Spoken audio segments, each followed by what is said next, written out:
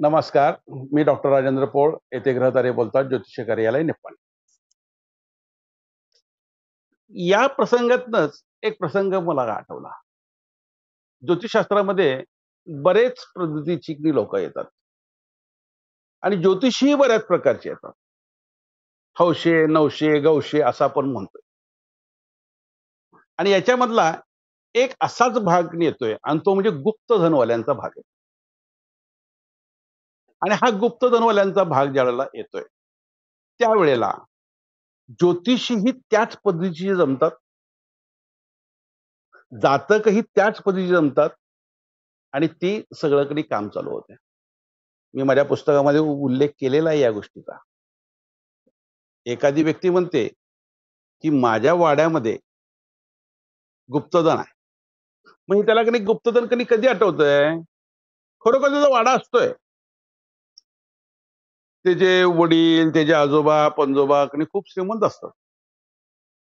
पण तो मात्र की नाही गरीब झालेला असतोय आणि वाडा मात्र पडका झालेला असतोय. आणि त्या पडक्या वाड्यामध्ये गुप्तधन आहे आणि हे गुप्तधन मला मिळालं, की मी परत श्रीमंत होणार आणि मला वैभव प्राप्त होणार या गोष्टीमध्ये तो अडकतो. आणि मग त्याचा शोध सुरू होतोय आणि तो शोध म्हणजे ज्योतिषी, तांत्रिक, मांत्रिक यांचा शोध सुरू होतोय. माझ्या वाड्यामधला जो खजिना आहे, तो खजिना काढून देणाऱ्याला मग त्यांनी हिस्से ठरवतात. मी एवढं देतो, मी तेवढं देतो वगैरे असं कधी ठरतं. ह्या ह्या कथा ज्या आहेत ना, ह्या गुप्तधनाच्या, ह्या माझ्या आयुष्यामध्ये की नाही बऱ्याच वेळा येऊन गेलेल्या आहेत. आणि ह्या की नाही कथा ज्या आहेत, त्या रम्य कथा आहेत, हे लक्षात घ्या. मग आपण आता एक नाव देऊ. एक व्यक्ती आहे. ती व्यक्ती शामराव आहेत आमचे. शामरावांना की नाही पूर्वी शामरावांचा की नाही वाडा होता. आज शामरावांची परिस्थिती की नाही खराब झाली आहे. आणि त्यांच्या वाड्यामध्ये गुप्तधन आहे असं त्यांचं समज आहे. मग त्यांनी त्या पद्धतीच्या ज्योतिषाला, तांत्रिकाला, मांत्रिकाला शोधायला चालू करतात. मग त्यांना एक तसा तांत्रिक, मंत्रिक भेटतोही आणि तो सांगतोय, की तुमच्या वाड्यामध्ये प्रचंड की नाही गुप्तधनाचा साठा आहे. खंडेच खंडे आहेत वगैरे असं सांगतोय तो. आणि सांगितल्यानंतर शामरावांना की नाही बरं वाटतंय. माझं स्वप्न कुठेतरी पूर्ण होणार असं वाटतंय. आणि पूर्ण होणार म्हटल्यानंतर मग त्या पद्धतीनं वाटचाल सुरू होते. मग एक ग्रुप होतोय तो. मग तिथं 4 असतील, 5 असतील, 10 असतील. मग ते ग्रुपमध्ये मग ठरतंय त्या तांत्रिकाचं, मंत्रिकाचं किंवा कोणी त्या ज्योतिषाचं. ते गुप्तधन काढून द्यायचं आणि त्याच्या बदल्या त्या गुप्तधनामधले त्याला हिस्सा एवढा द्यायचा. हे ठरतंय. पण त्याच वेळेला तो तांत्रिक, मांत्रिक म्हणतोय, याला आधी पूजा करावी लागते आणि त्यासाठी पैसे लागतात. आणि मग सुरू होतो व्यवहार. मग लाख, 2 लाख, 5 लाख, 10 लाख हे सगळे आकडे जे असतात, हे लाखातच आकडे असतात. आणि हे आकड्याप्रमाणे तितके पैसे त्या तांत्रिकाला, ज्योतिषाला दिले जातात. आणि तो काही पूजा तिथं करतोय. तिथं काही करतोय. तो त्याच्या काही घराकडे करतो, असं सांगतोय. आणि यानंतर मग काय होतंय? तो गुप्त खजिना काढायचा प्रयत्न सुरू होतोय. दिवस जातात, महिने जातात, काही वेळेला वर्षही जातात. शामरावांनी पहिल्याच गरिबी आलेल्या असत्या. प्रचंड साठा धन मिळणार म्हणून की नाही कुठेतरी की नाही पैसे की नाही काढलेले असतात. त्याचं व्याज वाढत असतंय किंवा त्याचा तगादा लागलेला असतोय आणि त्याला त्या धनाची की नाही अत्यंत गरज असते. म्हणून तो एक वेळेला की नाही त्या तांत्रिकाच्या किंवा ज्योतिषाच्या की नाही घराकडे जाऊन बसतोय. म्हणतोय, "महाराज, काहीही करा, खरं ते आता की नाही काढा. आता की नाही मला पैसे पाहिजेत आणि तुम्हालाही त्यातलं की नाही मी वाढवून देतो. तर आता हे गुप्तधन काढा." मग त्या ज्योतिषाचा, त्या तांत्रिकाचा काहीतरी नाइलाज होतोय. पैसे तर घेतलेले असतात, लाखात पैसे घेतलेले असतात. पण प्रत्यक्षात काय केलेलं नसतंय? गुप्तधन काढलेलं नसतंय. मग त्या ठिकाणी गुप्तधन काढण्याची प्रक्रिया सुरू होते. मग एक अमावास्या ठरते. अमावास्येचा दिवस ठरतोय. मग बळी देण्यासाठी कोंबडे, बकरं किंवा तत्सम काही गोष्टी ज्या असतात, ज्या अघोरी प्रकारामध्ये असतात, त्या तिथं गोळा केल्या जातात. ते शामराव सगळे करतात. आणि रात्री काही ठराविक लोकं घेऊन ते उत्खनन सुरू होते. मग अगदी लेट नाईटला चालू झालेला कार्यक्रम, ते खड्डा खणायला चालू होतं. बरंच वेळ खणला जातोय. गुढता वाढत जात्या आणि ही गुढता वाढत गेल्यानंतर खजिना काही लागत नसतोय.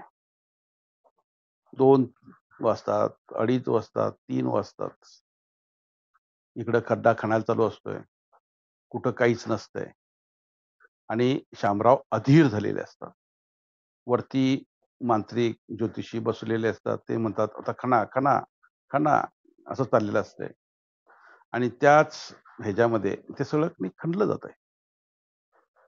मग खणत शेवटी ज्योतिषी ओरडतोय. मग त्या पिरियडमध्ये बळी देत असतात हं त्याने. म्हणजे बकरं आणलेलं असतंय, कोंबडं आणलेले असतात. त्यांचे बळी, नारळ, लिंबू सगळं चालू असतंय. आणि त्याच वेळेला एक पॉइंटला ज्योतिषी तो मांत्रिक ओरडतोय, "थांबा, थांबा." एक तर गूढता असत्या, मध्यरात्रीची वेळ असत्या आणि सस्पेन्समध्ये सगळं असतंय. त्यामुळे प्रत्येकाच्या पोटामध्ये भीती असत्या आणि अशा वेळेला सगळी थांबतात आणि मांत्रिक ज्योतिष म्हणतोय, "इथं मालक शामराव तुमच्या पोरग्याचा बळी पाहिजे. शामराव तुमच्या पोरग्याचा बळी पाहिजे. इथं आणा, आणा पोरग्याला लवकर. पोरग्याला आणा लवकर." असं म्हटलं जातंय. मग शामराव हबकतोय. समोर तर खजिना येणार असं दिसत असतंय आणि इकडं तर मांत्रिक लगेच म्हणतोय, तुझ्या पोरग्याचा बळी दे" म्हणतोय आणि तिथं घाबरतोय आणि ते झाल्यानंतर अशी त्या तणावामध्ये ती 5 मिनिटं गेली, की म्हणतोय, तोच मांत्रिक म्हणतोय, "मुजवा, मुजवा, मुजवा" म्हणून तो गडबड करतो. आणि जी माती वरती काढलेली असतात, जे दगड काढलेले असतात, त्या पडक्या वाड्यातलं, त्या घरातलं, ते पुन्हा त्या ह्याच्यामध्ये घातलं जातं. झालं. कार्यक्रम संपतोय. दुसऱ्या दिवशी पुन्हा मीटिंग बसत्या मांत्रिकाच्या किंवा ज्योतिषाच्या घराकडं. शामराव अगदी जवळ आलतो. जवळ म्हणजे अगदी दिसालतं मला. फक्त तिथं आता ते बळी मागायचा तुमच्या पोरग्याचा. मी काय करू त्याला? तुम्ही दिला असता तर मिळाला असतो ते.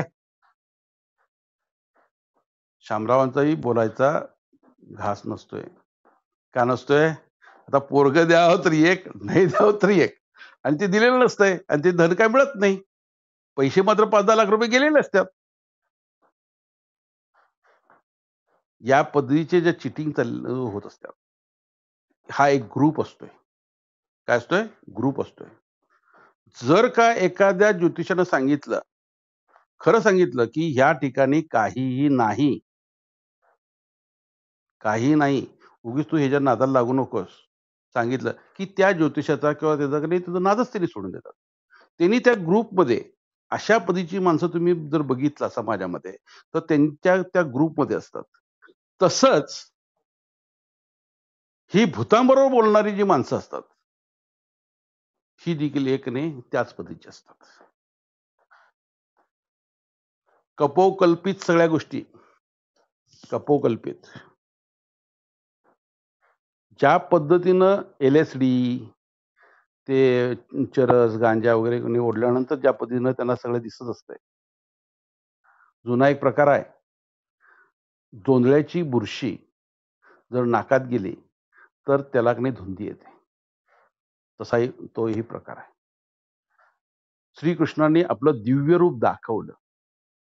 दिव्य रूप दाखवण्याच्या पूर्वी त्यांनी काय केलं? त्या दिव्य रूपाची कल्पना त्यांनी सगळ्यांसमोर मांडली. तिने दाखवण्याच्या पूर्वी मी असा आहे हे तिने दाखवलं, म्हणजे सांगितलं आणि त्यानंतर तिने ते दिव्यरूप सगळ्यांना दिसलं. गोलमाल आहे बाई कुछ गोलमाल आहे, असं बी आहे. तर भूत आहे असं म्हणणारी, त्याच्याशी बोलणारी ही जी आहेत, ती एक ग्रुप असतोय आणि त्याच पद्धतीचा हा खजिना आहे, हे म्हणणारी देखील एक ग्रुप असतो. प्रेतात्म्याशी कधीही बोलता येत नाही.